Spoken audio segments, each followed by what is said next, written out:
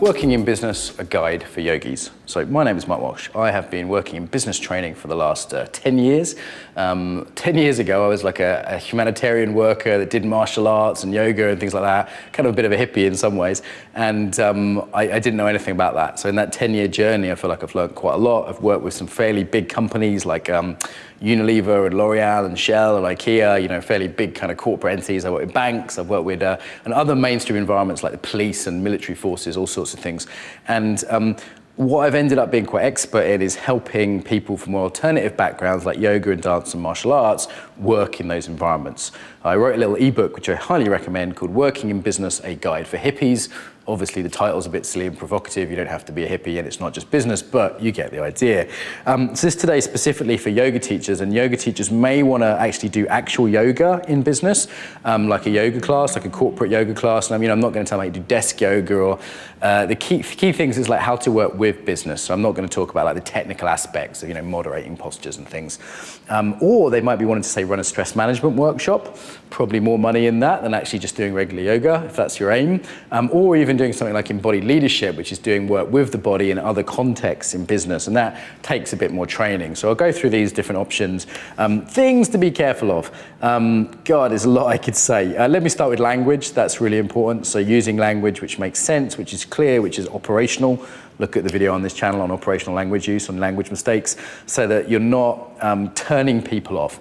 The key thing is that, you know, I believe that as teachers of things like yoga, embodied mind arts, we have real gifts, and people will reject those gifts if our package is too hippie, too alternative, is a turn off for people. So that includes using certain words.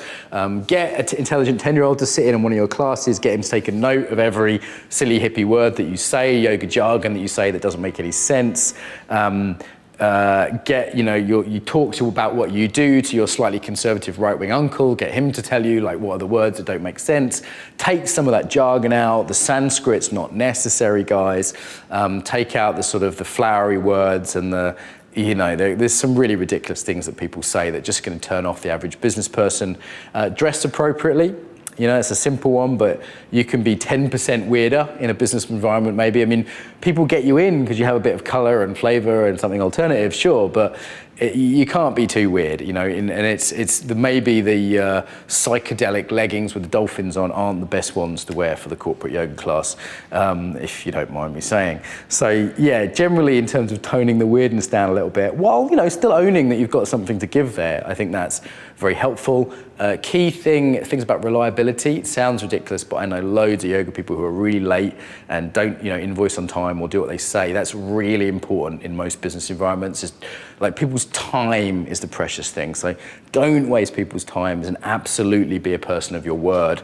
And most of us aren't to some extent, and I think we can all sharpen up around this.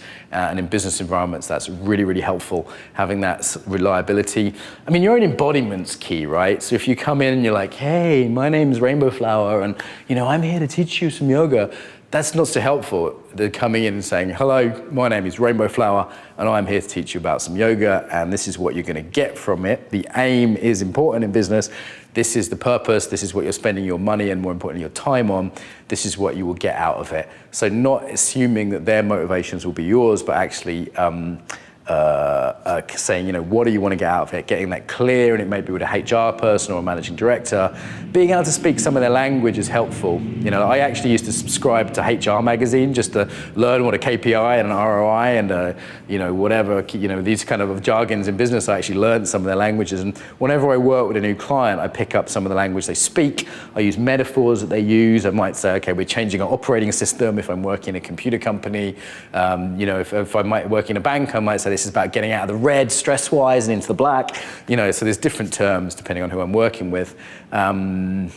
What else? Yeah, speaking to their concerns, you know, whether it's the company's interested in staff turnover or employee churn rate or employee engagement. If you don't know what they are, look them up, you know, that's part of what I'm saying.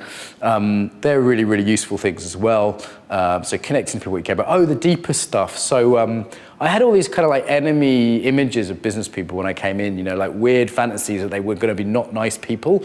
I'm gonna be honest, in most businesses, I find people at least as nice as in yoga world, like pretty much like equivalent, there's nice people, not so nice people in both, So cleaning up some of those images and your own relationship to money, if you're kind of like got a scarcity thing going on or kind of that kind of hippie, greedy thing going on, that can really sabotage working in business.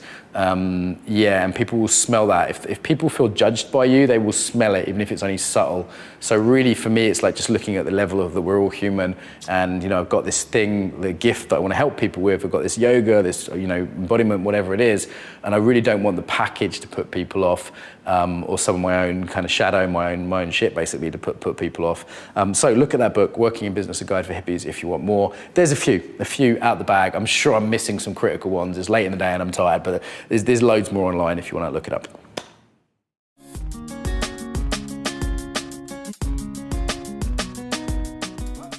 So I hope you enjoyed that video. If you did, you can subscribe to the channel, hit the bell. More importantly, however, get the newsletter. So the newsletter you do, is that right? In the box here? Okay. So why you would want the newsletter? So you hear about the best videos, so you actually ask me questions, you can reply to the newsletter, I'll reply.